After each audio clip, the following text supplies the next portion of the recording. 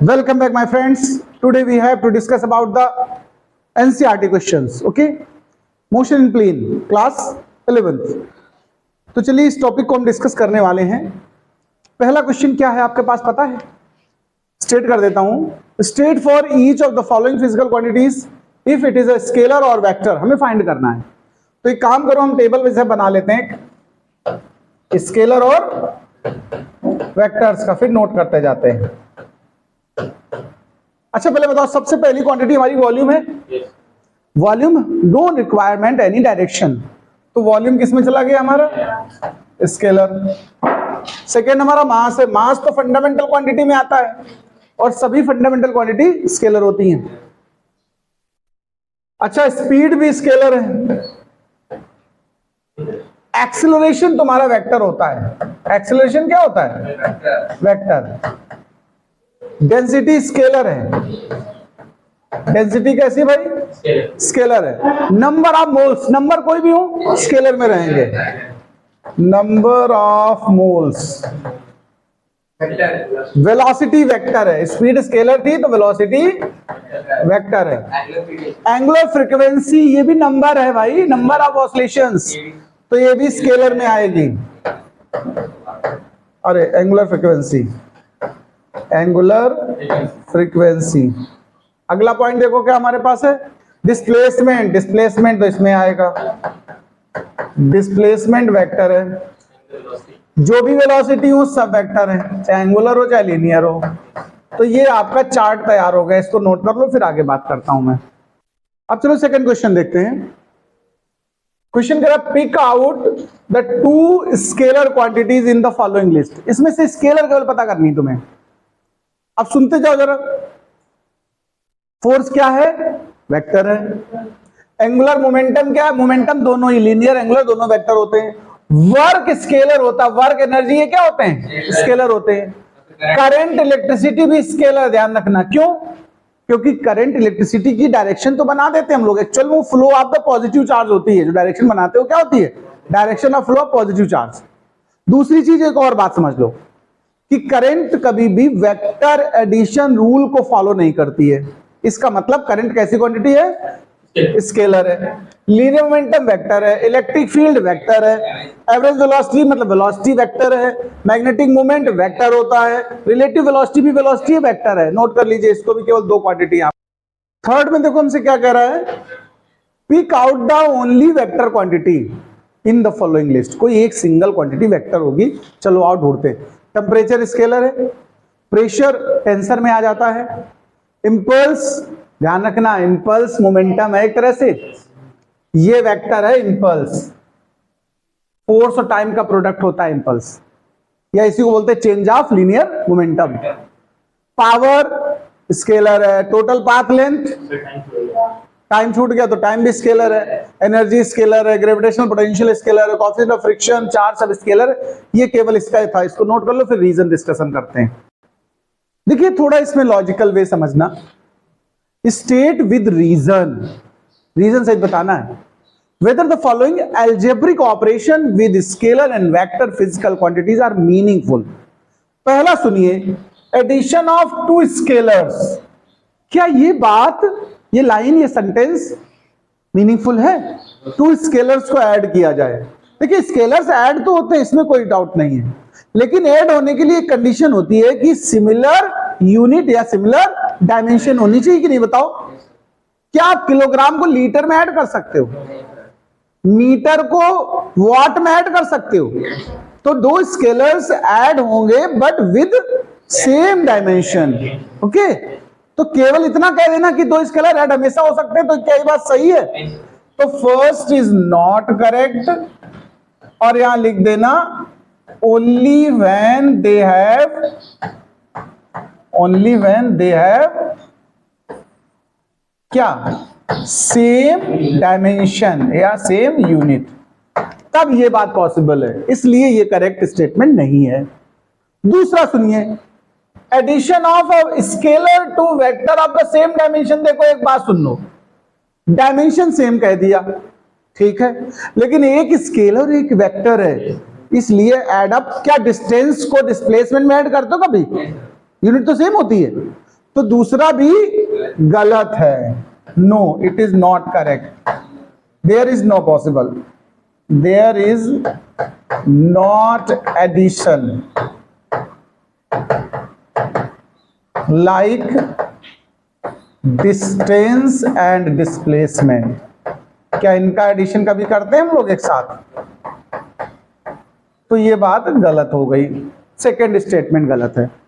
Third पे आते चलो, द टोटल पाथ, हम लोग यही तो चल रहे। अच्छा ये है third, multiplying any vector by any scalar. ये सही है या गलत है? सुनिए, F इज इक्वल टू क्या होता वैसे? ma होता कि नहीं होता बताओ? दोनों की यूनिट नहीं सेम है। देखो मास की और एक्सेलरेशन की यूनिट सेम होती क्या? बिना सेम यूनिट के भी मल्टीप्लाई है कि नहीं है? और एक स्केलर और एक वेक्टर है, यानी ये बात सही है। ये स्टेटमेंट जो कह रहा है वो करेक्ट कह रहा है कि एक स्केलर और एक वेक्टर को मल्टीप्लाई किया जा सकता हो।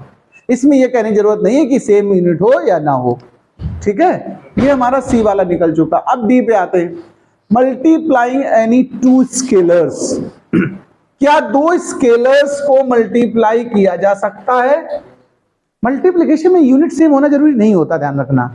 जैसे पावर निकालते हैं हम लोग, पावर किसका किसका प्रोडक्ट है बताओ? अच्छा एक काम करो, वर्क निकाल लेते हैं। क्या निकाल लेते हैं?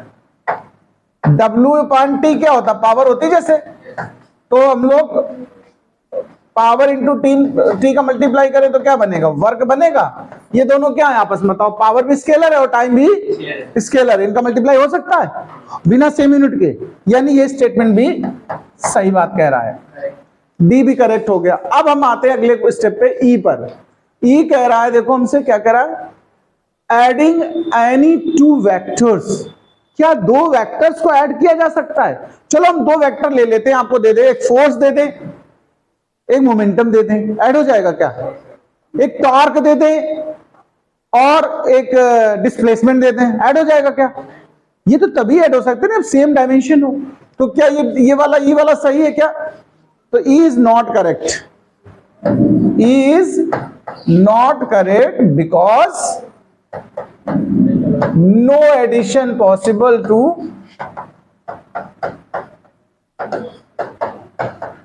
Velocity and force. हमने दो एग्जांपल ले लिए। वेलोसिटी और फोर्स क्या ऐड हो सकते हैं क्या? अगर यूनिट नहीं सेम तो कभी एडिशन नहीं हो सकता है, जबकि हैं दोनों वेक्टर। ई वाले में आ जाओ जरा, ई वाला क्या कह रहा है हमसे? ई तो हो गया। अच्छा F, adding a component of vector to the same vector. उसी वेक्टर में क्या उसके कंपोनेंट को ऐड किया जा सकता है? तो ध्यान रखिएगा, जब तक डायमेंशन सेम नहीं लेंगे, यूनिट सेम नहीं होंगी, तब तक ये बात भी करेक्ट नहीं है। तो last one F, it is also not correct. Note कर लो भाई। देखिए ये एडिशन क्यों नहीं पॉसिबल? क्योंकि ऐड तो हो सकता है देखिए, लेकिन हमेशा ऐड हो जाए क्या सिंपल एडिशन पॉसिबल है? नहीं। ओनली बाई एडिशन हो सकता किसके द्वारा? Only by vector addition rule. उसमें ये नहीं बोला था, देखो लास्ट वाले में क्या नहीं बोला? वेक्टर एडिशन रूल नहीं लिखा है। एडिशन हो सकता है लेकिन चाहिए उसके लिए क्या? वेक्टर एडिशन रूल चाहिए, तब हो सकता है। देखिए क्वेश्चन 5 पे बात करते हैं। इसमें क्या पूछ रहा सुनिए, read each statement below carefully and state with reasons if it is true और फॉल्स। अब ट्रू फॉल्स बताना है, रीजन सहित बताना, केवल यही नहीं बताना कि ट्रू है फॉल्स। देखो पहला, the magnitude of a vector is always scalar. Mod निकालते हो क्या? मॉड निकालने के बाद डायरेक्शन बचती है क्या? मैग्नीट्यूड हमेशा ध्यान रखिए स्केलर हो जाता है, निगेटिव हो या पॉजिटिव रिजल्ट तो पॉजिटिव आता है। तो पहला जो पहला हमारा ये फर्स्ट, ये करेक्ट है, ट्रू है। रीजन ये है कि magnitude of velocity is speed, और स्पीड क्या है? स्केलर है। ये रीजन लिख सकते हो एग्जांपल में, magnitude of velocity is speed which is scalar. तो ये बात करेक्ट है पहला। चलो पहला ट्रू हो गया। सेकंड बी उठाते हैं, each component of a vector is always scalar, नहीं, वो खुद वेक्टर हो जाता है। वेलोसिटी का कंपोनेंट भी वेलोसिटी वेक्टर ही रहेगा, ठीक है। कंपोनेंट्स के साथ हम लोग डॉट प्रोडक्ट कर लेते हैं। तो सेकंड ध्यान रखिएगा हमारा कैसा रहेगा, फॉल्स नहीं ट्रू, ट्रू सॉरी। देखो each component of vector is always scalar बोल दिया इसने, क्या बोला है, स्केलर, और जबकि होना कैसे चाहिए, वेक्टर। तो ये स्टेटमेंट कैसा है, फॉल्स है। बी वाला कैसा है, फॉल्स। अब यहां लिख सकते हो component of vector is always vector, ठीक है। अब आगे उठाते हैं, सी पे आते हैं। The total path length is always equal to magnitude of displacement vector of particle. ये तो देखो टोटल पाथ लेंथ को हम लोग क्या बोलते हैं, अच्छा बताओ पहले, टोटल पाथ लेंथ को हम लोग क्या बोलते हैं, डिस्टेंस कहते हैं, बोलो।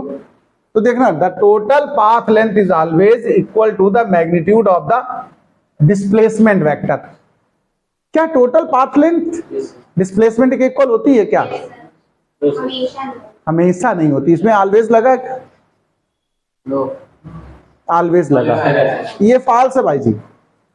देखो डिस्प्लेसमेंट ध्यान रखिएगा स्मॉल भी होता है, डिस्प्लेसमेंट डिस्टेंस से छोटा भी तो होता है, और अगर डिस्प्लेसमेंट का मैग्नीट्यूड निकालोगे तो भी डिस्टेंस से कम आ जाएगा, जबकि डिस्टेंस के इक्वल नहीं आएगा। टोटल पाथ लेंथ तो डिस्टेंस होती है। तो ये भी रॉन्ग है। देखो बी रॉन्ग था, सी भी रॉन्ग है, सी इज फॉल्स, ये नहीं करेक्ट हुआ। डी पे आ जाओ। अच्छा, द एवरेज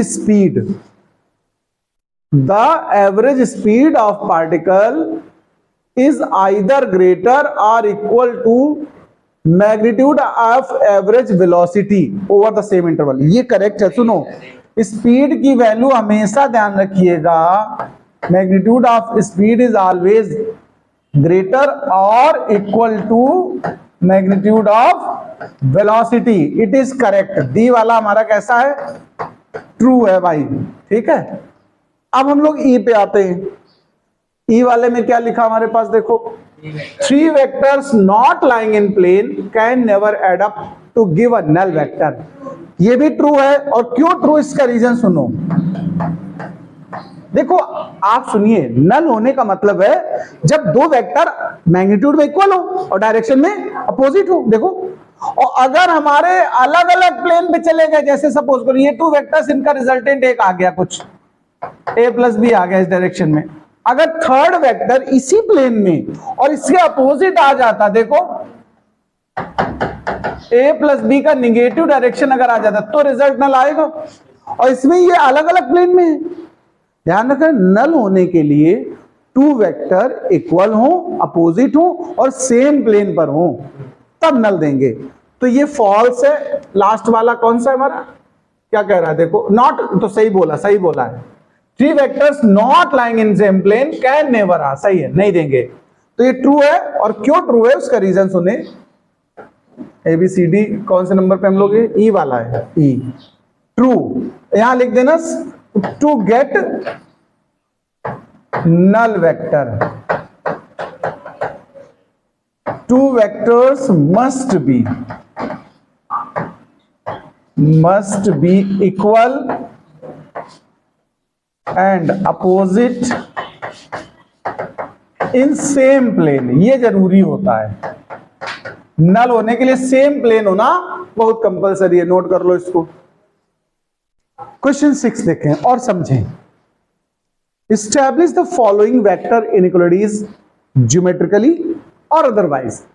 या तो आप ज्योमेट्री डायग्राम वगैरह बना के इसको प्रूव करो इस बात को, या फिर और कोई मेथड यूज करके भी आप कर सकते हो। देखना जरा, कह रहा है पहला पार्ट हमारा हमसे क्या प्रूविंग मांग रहा है, ध्यान से सुनना जरा।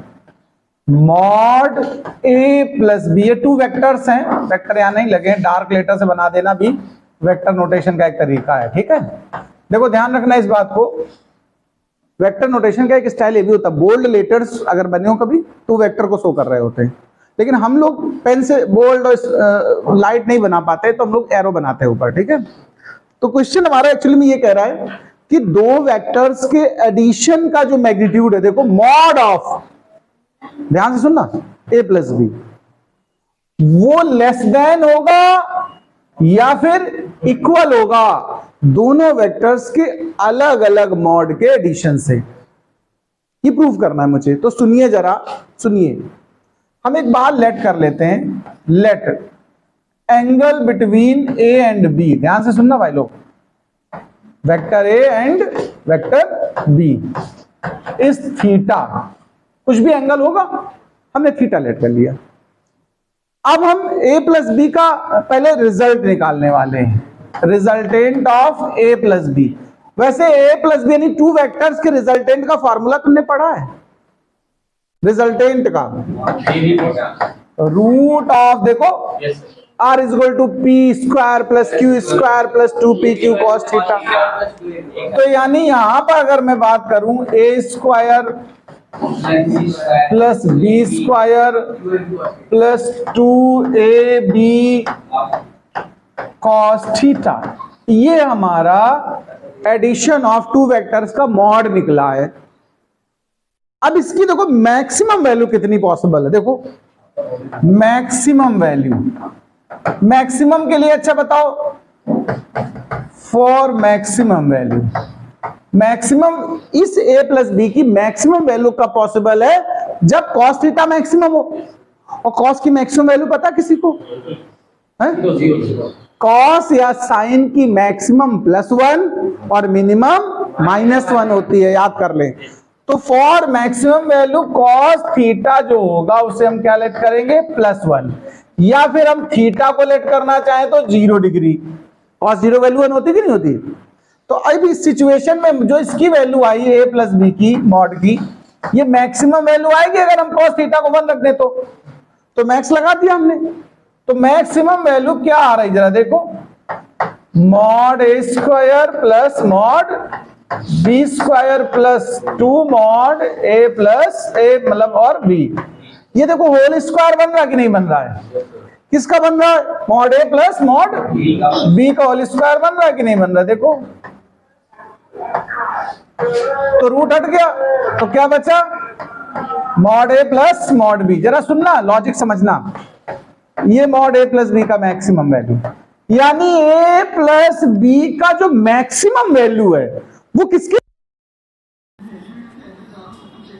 a प्लस बी की मैक्सिमम वैल्यू किसके इक्वल है, mod a plus mod b के, मतलब मैक्सिमम इतना है, यानी a प्लस बी की जो मैक्सिमम वैल्यू ये हो सकती है, या फिर a प्लस बी से थोड़ा बहुत लेस भी हो सकती है। तो हम लोग को इनइक्वालिटी पुट करनी है यहाँ पर, तो चलिए रखते हैं मॉड a प्लस बी, यहाँ पर रखते हैं a plus B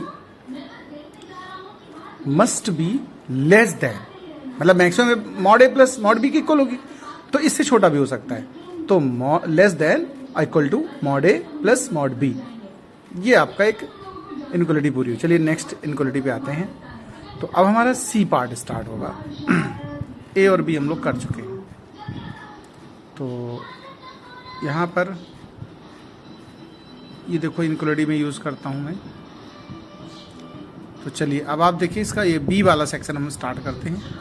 mod a plus B उठाते हैं, तो mod A square plus mod B square plus 2 mod A mod B cos theta, ये तो फॉर्मूला हो गया।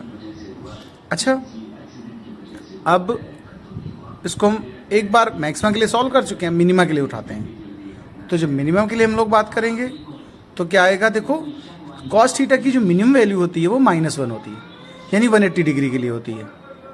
तो अब यहाँ पर जो फार्मूला लिखा है हमने, यहाँ पर हम लोग कॉस थीटा को -1 पुट करेंगे, तो बन रहा है mod a plus mod b, और ये मिनिमम लगा दीजिए सफिक्स में, is equal to root of mod A square plus mod B square. अब चूंकि -1 रख दिया हमने यहाँ पर, देखो तो जब माइनस रखोगे 180, तो चलो पहले लिख देते, तो -1 -2 भी बनेगा। ये हमारा जो बनेगा रिजल्ट वो बन जाएगा मॉड ए square plus B square minus का 2ab बनेगा, तो ये होल स्क्वायर बन गया mod A minus mod B का। तो फाइनल बना mod A minus mod B. अब देखो a प्लस बी की जो मिनिमम वैल्यू है वो mod A minus mod B के इक्वल है, यानी या तो इतनी होगी या इससे थोड़ी ज़्यादा भी होगी। तो a प्लस बी की value either equal to mod a minus mod b या फिर greater than mod a of minus mod b. तो इसको भी आप नोट कर लीजिए।